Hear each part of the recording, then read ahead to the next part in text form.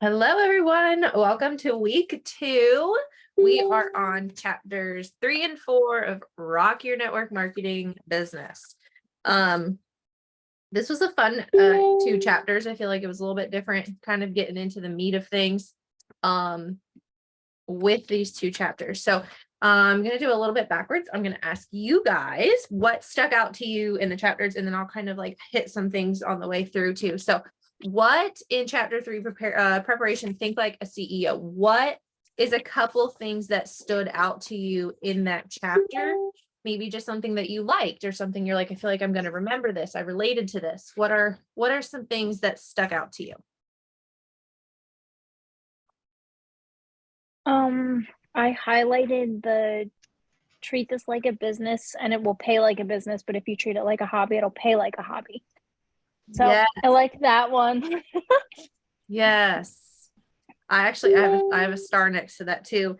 And I remember getting into network marketing and somebody saying that, and I was like, wow, like the further you get into it, it is so true that if you have a storefront, right? If you were to get into the McDonald's franchise, like you have to open that door. If you had a cute little boutique downtown, the door's not open, nobody can come in. So exactly. if you want to make sales and you want to have an income, you have to treat it like a business. And this is the same way. So I love that. All right. Anything else? Or Sarah, did anything stick out to you? I think making your dream a reality, that one stuck out really good for me too. Okay. And tell me more about that. Like, what were you thinking when you were reading that? It kind of made me think, what's my reasoning why? Mm-hmm. And it just stuck out really big for me. Yes. And that was something I can remember getting started as well. When Megan had asked me like, why do you want to make extra money? And I was like, well, we're living paycheck to paycheck. And she's like, yeah, that's great. Like, okay, we want to pay bills. She's like, but why? Like, what else would you want? And I didn't really know because I had stopped dreaming for so long, because you just get used to living in your 4 walls with the money that you have. And if it's not duplicating, like, this is where we're at. And she's like, no, I really want you to sit down. And like, if money wasn't a thing and time wasn't a thing, what would you do? And I literally started off like, pay off student loans, like buy a new computer. And she's like, Kate. And I'm like, okay, which, and her getting started to me, like, it does make you realize like people don't dream, because it's like, why would I dream when it doesn't seem like I have a vehicle to get there? So then my list would get longer, and would build a new house, go to Disney. I want to eventually buy a cabin in another state that we can go hunt at. Like, but there was all of these things that I was like, there is no way doing what I'm doing right now is going to get me those things. So how am I going to do this? So I always say, like, this is not my dream job. Like, breaking news, not my dream job, but it allows me to live my dream life. It is the vehicle that gets me my dream life. So I love that, Sarah. Have you recently revisited your why, or has that made you start thinking about it? It made me start thinking about it more. Just because like I was just on Facebook the other day, just scrolling, and we were in the truck, and I was like, these people make 6 figures a year. Yeah. And I'm like, why can I not do this? Like, I need a why. And it's like giving me hope. Yes, I love it. And actually, Mackenzie and I were doing some coaching calls, and I won't blow up her whole spot, but we worked on her why this last week. And like, there's so much, and I'll work with you too, and anybody else watching the recording, if you're like, I just need help honing in on my why. Like, I feel like it's just like, it's why, but maybe it's not why. There's some exercises we can do that really get you down to like the nitty gritty. Mackenzie, you don't have to share your why, but like, do you want to just share like the difference between like before we established it into now of how you feel? I mean, before, because it was 12 weeks out. So it's like, okay, I want to achieve this in 12 weeks. But like actually getting into like the deeper of it all, it like, I cried. I cried. Totally Um, normal. Totally normal. Yes, I know that now. But like I looked at my husband. I looked at my sister, and I'm like, this is my reason. This is why I want to do it. And so it's like now I'm telling other people like this is why. Mhm. It's because we got to the nitty gritty of it. It feels like okay, there's actually a reason rather than like, okay, I just want to make what 3,000 a month. Like that deeper meaning or deeper why, I guess, if you will, Mhm. is more important. Absolutely. Absolutely. And you guys too, like, and you can take this when you're helping other people establish theirs, even if somebody's why is like, I want to get my products covered. So I want to make like, we'll just say $300 a month. Okay. Their why is not, I want to get my products covered. Like it sounds like it is, but it's like, okay, why does that matter to you? Why does not having to pay a $300 bill or $130 bill or whatever it is, why is that important to you? Well, because we really don't have it in the budget and it would add extra stress if I added a bill. So if I can alleviate the bill, that would really help us. Okay, well, what would that mean to you? Like, how would that feel to be like, I get to enjoy these for free? Like, what's the reason why? Well, then my husband wouldn't feel the extra stress. I wouldn't have to ask him for money. I wouldn't have to like getting into that why. It comes down to like, I don't want to put extra stress on my husband. I want to show him that I can do this and I can be self-sufficient and show my independence in what I want to do. We're like, okay, now we're like, this is a why, not I need to get my products paid for. So I love that, Sarah. Really getting to it. And I'll tell you too, as a 6-figure earner, like if you don't have the why, there is going to be Wednesdays and Fridays and Mondays that you wake up and you're like, I am not doing this today. It's like any other job, right? Like the nice thing is that I have the flexibility that if I'm like, I don't feel like doing this today, so I'm going to do it in my jams from the couch. That's what I'm going to do, right? I'm still going to do it, but I get to choose how. But you have to have that why, and you have to, and as time goes on, your goals change and your why will change. Your why will develop. Like, it might have been like for me to spend more time with my kids.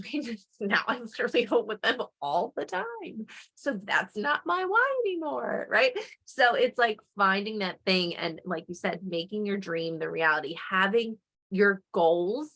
And these are the dreams. This is what we would love to do. We would love to have. We would love to, these things. Okay. Why do I want those things?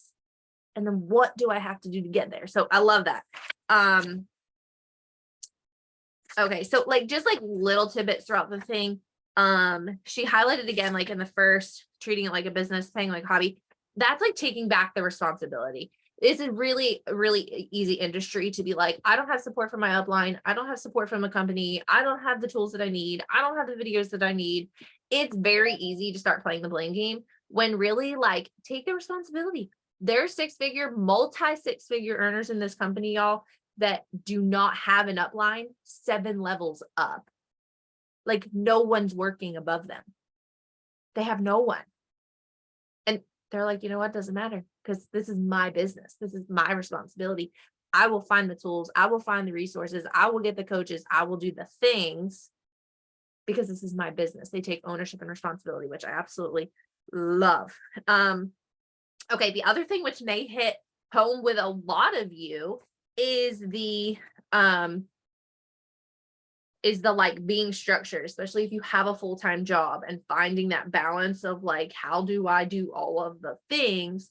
And something I can tell you is be structured and have a time frame of like, I'm going to work an hour a day. I'm going to work 2 hours a day. Whether you have to chunk that up, like in the morning before you go in the office or at lunchtime, you do your post or check your comments, or at, right before dinner, you put up a post or check your comments. And, being able to like in between talk about your business when you're at work, when you're out, talk about it. That counts as working your business and sharing the products or the financial opportunity. And the other thing is too, like we do a lot of things in the name of working. Okay. My husband and I have this joke where I'll be like, leave me alone, I'm working. And he's like, are you working or are you shopping for leggings? Because, because a couple times I'm like, I'm working. I'm working. And he's like, you're scrolling Facebook. Like, but I'm looking for someone to message. Like, in the name of working, I'm scrolling Facebook. Well, I was messaging people. Then I got distracted because this ad came up and now I'm looking at these leggings. And then, okay, so you're not working. So especially, shouldn't I even it? Especially if you're like, I find it really hard to balance like my job and my time and when I come home, like you have to be structured and you have to put those boundaries on yourself of like, okay, when I sit down to work, I'm going to work. Like I'll scroll Facebook right before I go to sleep, like whatever. But right now, like we're not doing that. We're on a mission. So choose a schedule, find out what works for you. When I was working in the hair salon, I would sit in the parking lot because in the morning, like I had a baby. So like I'm getting her ready, getting her dressed, getting her fed, getting her babysitter's coming, like, oh, thanks. Get in the car, drive to work. And then I would be like, okay, I have 10 minutes in the car. And I would post whatever I was posting that day. I would jump in my group chats with Megan and I would say like, hey ladies, headed into the salon for a 10-hour day. If I have time to check my messages, I will. If not, Megan is here to help you out with any questions that you have until I'm done. I will jump back in as soon as I can. So I like set my day up. I set up the expectations for my potentials, my customers, whoever it was, my leaders that maybe needed me. I would be like, hey y'all, I'm in the salon for 10 hours today. Like, I'll check you when I can. If not, talk to you at 8. I set up the expectation and the schedule for that day. Then and at lunch, if I had time to sit, we eat lunch, I would check my messages or maybe answer a couple of things. It wasn't a big deal. And then because something I can really share too is that like, I tried for a really long time to do like physical plexus stuff at work. It don't work. It don't work because you're not doing 100% in either direction and you just feel like you're accomplishing nothing. And I finally got to the point I was like, when I'm at the salon, I'm doing hair, I'm talking hair. I can talk plexus because I can talk with my mouth, like I'm doing that anyway. But like as far as messaging and answering and having to, I couldn't do it. I stressed myself out way too much. So I was like, when I'm at salon, I do salon. When I'm doing plexus, I'll do plexus. So if it was lunchtime, I was doing nothing. I'd check message, answer message, yeah. But then when it was time to go back out on the floor, I just went on the floor. And then when I was done work, I get in the car and I take 5 minutes and I check my messages. Is there anything that needs to be answered right now? Anything that needs to be answered right now? Is there any phone calls I need to get on? I would get on like team calls or whatever. If they start at 8, I would listen to them on my way home from work. Because when I got home from work, my eye has been driving me crazy all day. I'm sorry if I'm blinking many times. When I got home from work, the bombs were going off at home, right? Baby needs to go to bed. My husband's trying to get her to sleep. She won't go to sleep, screaming her face off. He needs to eat. Like, okay. So then I knew I had like an hour of no work when I got home. So I got everybody settled. Everybody's happy. Okay. Now I can work for an hour or 2 or 3 or 4, whatever I did that night.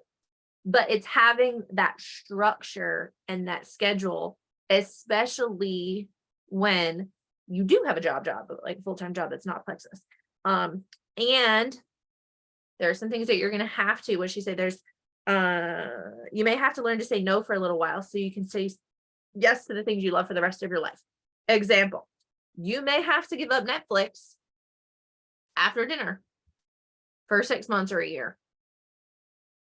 I'm here to tell you, you're not going to care if you're approaching 6 figures. Like, not going to care. I actually told Phil, one of our business coaches, yesterday, I was watching this really good documentary on Netflix with the intention, like I knew what it was going to hold. So I watched it and had a lot to do with leadership. And I texted him, I was like, I promise I'm not just binging Netflix right now. There is a purpose to me watching this documentary for work. But there's many times, y'all, that I've given up like binging episodes or whatever, because I'm like, that's not helping me grow my business. Watching, Dead to Me is not going to get me. And that literally was when I gave up to go Emerald. The month we went Emerald, I said, we'll not watch Dead to Me on Netflix until I'm Emerald. So all month I would not watch it. And then we went Emerald, everything was great, so happy. And I literally watched the first episode and I was like, they totally messed this season up. Like, I'm so glad I didn't waste a month watching this. So there is going to be things in life that you have to say no to so that you can say yes later in life. All right. So I love that. All right. Moving on, chapter 4. I'll just highlight this too. How do you eat an elephant? One bite at a time. Okay. How do you go emerald? How do you go diamond? How do you go to the next step? One person at a time, one bite at a time. It's all little steps that compound. And before you know it, the elephant is eaten. All right. Number 4, promoting your products. What stuck out in here to you guys? Any aha moments, or just like,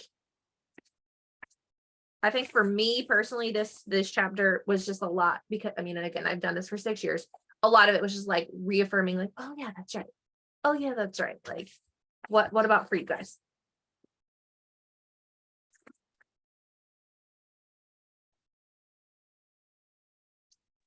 I'm trying to find it now. I can't find it. You're okay.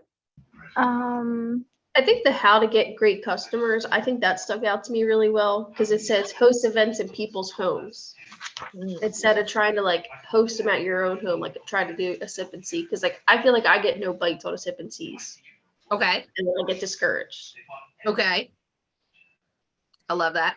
And also what's interesting, so this book is pre-COVID, right? So this is like when everybody was fine going everywhere.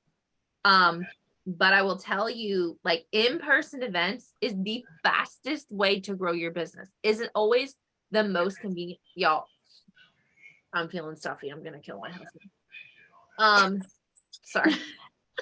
This is being recorded. So there's break out the pineapple juice now. if anything happens to him, this is being recorded. Okay, just somebody delete this. So anyway, sidebar. Pre-COVID, everybody was ready to go everywhere, right? Building in-person events is the fastest. Doing in-person is the fastest way to build your business. It just is. Person to person, people to people, belly to belly. That's what this business is, right? So, I think this is a really great section because also how to get great customers and then like how to keep them. A lot of times we shy away from the customer service because we're so afraid of like, if I message them, then they might tell me that they hate the products or they're not liking it or they're not having a good experience, then they're not going to order again. Or like, if I message them about their order coming up, they're going to tell me to turn off their subscription. So I'm just not going to say anything. I'm just going to let it go. And we're afraid to message them and give them good customer service because they might leave. Well, what if they end up leaving because we gave them bad customer service? Because we were so afraid to say or do, rather than just being confident in what we're doing and providing really good customer service. You know, like it's like going to a restaurant. I kind of would rather a waitress ask me 7 million times, if everything's okay, can I get you anything? Than her to take my order and me not see her for another hour. Like, I would just appreciate the effort, not you disappearing. Like, now I needed a drink for 45 minutes and I can't find you, right? So hosting them in people's homes. So Sarah, I want to challenge your mindset around like, I don't make out good having them at my house. People don't come and I get discouraged. I will tell you that's not abnormal. I've had sip and sees where literally my first sip and see 21 people came. My first one. Talk about setting the bar high. That is right. Never happened again. I've had handfuls, no one shows up. And I'm like, well, I'm glad I set them up for nothing. But you know what? What did I lose? It was on my house. Okay. Like, I'll take it down tomorrow. I usually sit down and I'll brainstorm in that time window, or I'll message people like, hey, sorry you didn't make it. Sorry you were unable to make it. Sorry I missed you. Like, whatever it is. And I just move on. But the one thing I want to challenge is your mindset of like, that like, I don't make out well and then I get defeated. Because if you go to have one at your house, what is your subconscious telling you? Your subconscious is already telling you like, why are you going to do this? No one's going to show up. Right. The last time you did this, no one came. Like, I literally always assume everyone is coming. Where am I going to put them? Like, I have called Phil and Megan before and been like, I'm panicking because all these people might come. And if they all come, then I might have to rent the hall last minute up the street. Like, what am I going to do? And they're like, let it be a problem and we'll figure it out. Like, I always assume everyone's coming. And if one person comes, it's success. If 10 people come, it's success. So I want to challenge that because your subconscious is going to find ways to prove you right. So if you're like, I don't have good success with them at my own house, every time you go to book one, your subconscious is going to try and prove you right. So it's going to look for reasons why you can't. The dog is sick. My husband's sick. My house is too small. I don't have enough chairs. I don't live near anybody I invited. Something came up. You know what? I'm just going to cancel it. And then you just put it into fruition. Well, of course it didn't work out because your subconscious self-sabotaged it into not happening. So, but I will say having them in people's homes is great because then other people are invested. They are invested because you're like, hey, I'll come, I'll bring all of my stuff, I'll set it up. All you have to have is like chips and pretzels or fruit and pretzels. That's it. Invite people for me. Let's shoot for like 10 people. I'll do all the work. Well, they're going to invite their friends. They want to come out. They want to hang out. They're invested. You go there, you do your thing. You leave. So I do think it's great both ways. Hosting your own and asking someone else to host for you. And maybe, Sarah, while you're working on your mindset around hosting my own events, like my own events are successful, ask someone else to host it for you. Okay. Or do it at a restaurant, like in a Panera, or like you can do them in the corner. Like they don't, as long as you order something, they don't care. You can have it at a table. Like you don't have to have like this huge setup thing. You could just be in a booth somewhere. But don't let that stop you from doing in-person events because even diamonds set up sip and sees and no one comes. It happens. But if you're not having them, definitely no one can come. Okay. Mackenzie. Yes. Oh, What's I was, okay? I was so involved in listening to you. Gifting your products at every occasion. So, I mean, obviously I've been sending out like birthday samples and whatnot. You know, I'm trying to get rid of some of my lean because I have an over and abundance of it because the husband does not drink it every day. So I have like 10 bags of lean. So, you know, I've been saying to people like, oh, the next 6 people that sign up are going to get a free bag of lean. I love it. I like that. So I'm going to keep doing that. I actually sent one out yesterday or the day before for birthday. Mhm. And then was just scrolling, you know, I was going to go back and message her because she was like, oh, it's so good to hear from you. I haven't heard from you in forever. And I'm like, yeah, no problem. She's my 31 lady from like years ago. Yes. And I'm on her page and I scroll down. I'm like, dang it. She's already taken the product. So I was not happy because I didn't message her sooner. But I did like go back in and comment on her post about her starting plexus and whatnot. And she's like, can you like tell me more about it? I'm like, absolutely. Like, you know, just Yeah. she did a reset. She's got a pack. I guess she made a pack or whatever. But, you know, I told her about the triplex and everything. And I was like, this is cool. Now I got somebody else to talk to. Yes. Yes. So I'm like, well, your birthday present is technically like a sample of stuff you probably already have. And she's like, haven't tried the hydrate or the active and whatever. So it's like, cool. So yes, that's pretty cool. It's a great way.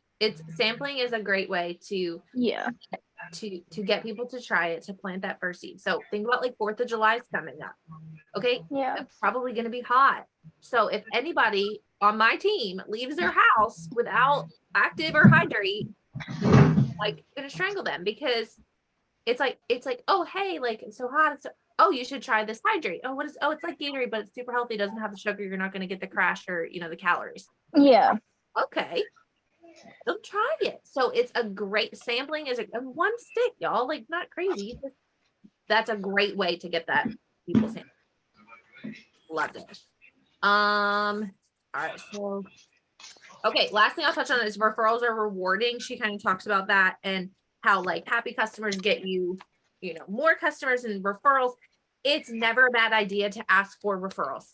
Even if somebody tells you, no, they don't want to do the business. No, they don't want the products. No, I don't want anything that you're offering.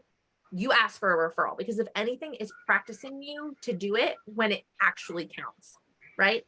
And I saw today Deborah Ann shared with me a video of somebody that's like, do you want to ask for a referral without asking?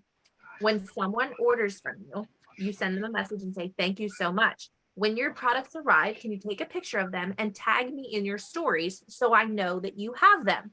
I will then reach out to you and help you get started. That's like a shout out without asking. Like, so easy and such a good way to get referrals. So always be asking people, hey, if you know anybody, we were at convention and Maria from Florida, she's an Emerald.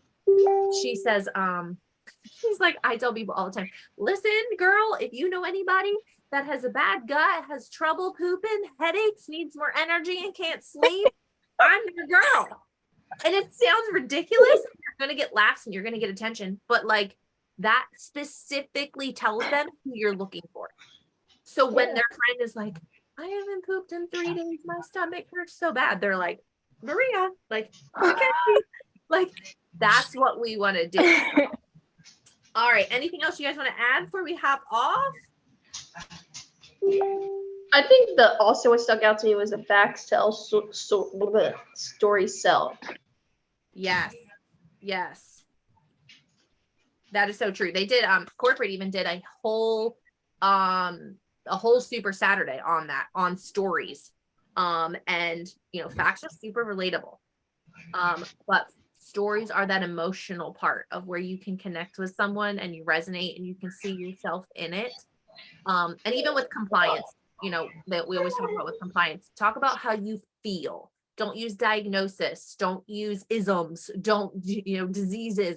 Talk about how you feel, because you can talk about anxiety and describe anxiety and tell your story with anxiety, and someone will clearly understand what you're saying and you never have to say the word.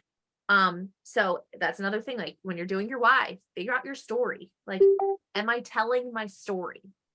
Because it is a very, very valuable tool. All right, you guys. So we're going to wrap it up. We're going to do 5 and 6 next week in the books, and we'll be on at 8 o'clock, but it's 4th of July. So it's the next week. We're skipping 4th of July. We're not working on 4th of July.